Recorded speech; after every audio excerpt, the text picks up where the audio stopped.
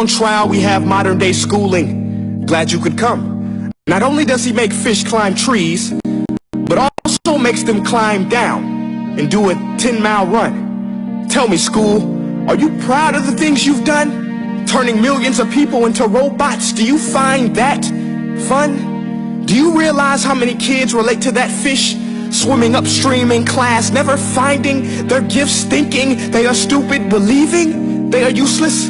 Well, the time has come, no more excuses. I call school to the stand and accuse him of killing creativity, individuality, and being intellectually abusive. He's an ancient institution that has outlived his usage. So, Your Honor, this concludes my opening statement, and if I may present the evidence of my case, I will prove it. Proceed. Exhibit A. Here's a modern-day phone. Recognize it? Here's a phone from 150 years ago. Big difference, right? Stay with me. Here's a car from today, and here's a car from 150 years ago.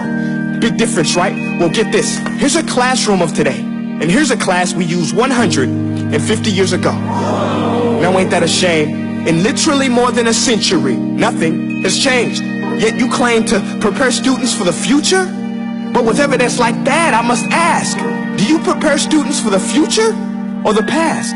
I did a background check on you and let the record show that you were made to train people to work in factories, which explains why you put students in straight rows, nice and neat, tell them sit still, raise your hand if you want to speak, give them a short break to eat, and for 8 hours a day tell them what to think. Oh, and make them compete to get an A letter which determines product quality, hence grade A of meat. I get it. Back then, times were different. We all have a past. I myself am no Gandhi. But today, we don't need to make robot zombies. The world has progressed. And now we need people who think creatively, innovatively, critically, independently, with the ability to connect. See, every scientist will tell you that no two brains are the same. And every parent with 2 or more children will confirm that claim.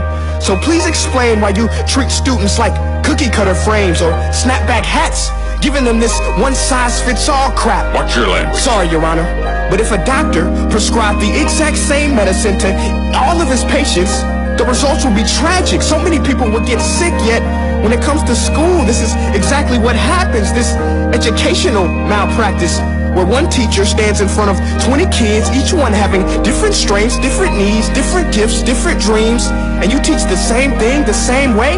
That's horrific. Ladies and gentlemen, the defendant should not be acquitted. This may be one of the worst criminal offenses ever to be committed.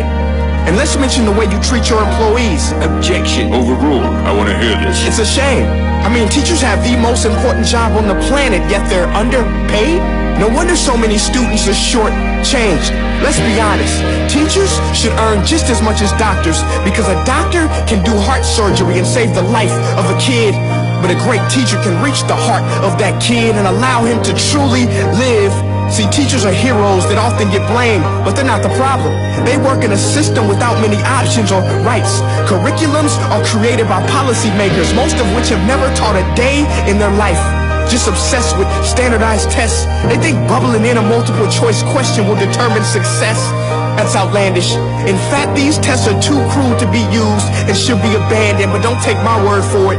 Take Frederick J. Kelly, the man who invented standardized testing, who said, and I quote, "These tests are too cruel to be used and should be abandoned." Ladies and gentlemen of the jury, if we continue down this road, the results will be lethal. I don't have much faith in school, but I do have faith in people.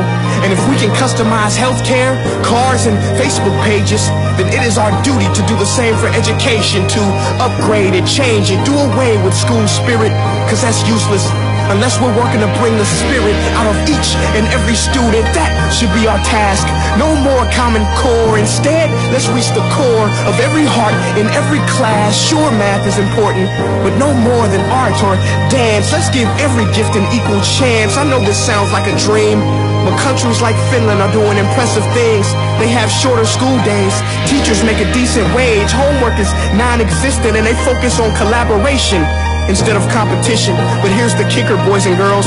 Their educational system outperforms every other country in the world.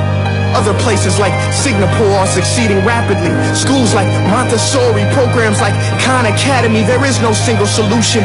But let's get moving, because while students may be 20% of our population, they are 100% of our future. So let's attend to their dreams, and there's no telling what we can achieve. This is a world in which I believe, a world where fish are no longer forced to climb trees. I'll rest my case.